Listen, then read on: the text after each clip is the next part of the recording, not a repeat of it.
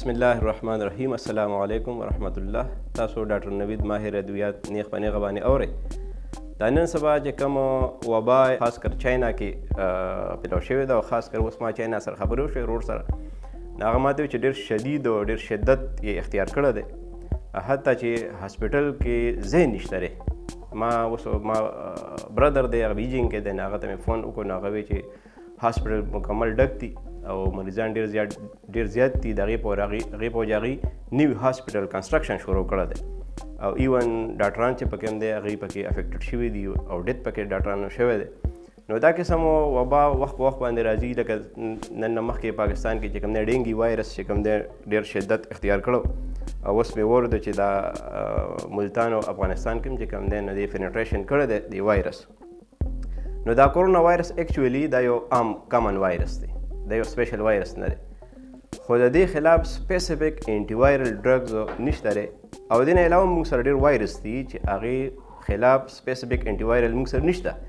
لکه مثلا نزله زکام چې کوم موږ ته کېږي د هغې خپل یو انکوبیشن پیریډ دی، هغه انکوبیشن پیریډ چې څنګه ختم شي بس نزله ختم شي. البته دې دوران کې موږ سیمپټومیټک ټریټمنټ اچو، لکه انټي الرجیک پیریټان، ایویل، سیټرازین وغیره دا ټیبلټ موږ استعمالو، خو د دې سپیسیفیک انټي وایرل دوایي دا نشته.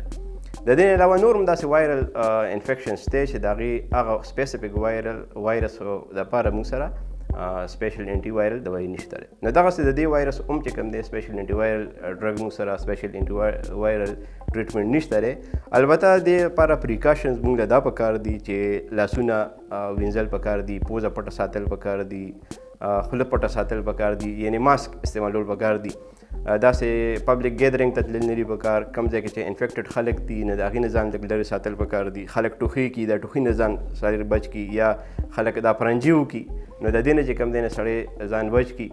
دا کلوز نوز چې کوم دی د دې پوزې کنټیکټ انسان سره لږ کم پکار دی، د دې ساه کنټیکټ چې کوم دی انسان سره کم پکار دی. نو دا هغه احتیاطي تدابیر دي چې دا موږ کولی شو. د دې نه علاوه پیغمبر اسلام موږ ته ډېر بهترین ویکسینیشن ښوولی دی د هر قسم بیمارۍ لپاره، او هغه دا د حدیث شریف کې راځي چې تاسو سهار او ماښام 3 پیرې بسم الله الذي لا يضر مع اسمه شيء في الارض ولا في السماء وهو السميع العليم وایي، نو د هر قسم بیمارۍ نه، د هر قسم آفات او مصیبت نه تاسو محفوظ یې. ایون مشکات شریف کې لیکلي دي چې دا یو بزرګ دا خبره بیانوله، نو هغه په خپله فالج والو، نو کس ته تپوس وکړو چې تاسو په خپله فالج والي، تاسو دا دعا نه وي، نو هغه ورته وایي چې کله نه ما دا دعا شروع کړې ده د هغې نه مخکې زه فالج والی وم. والسلام.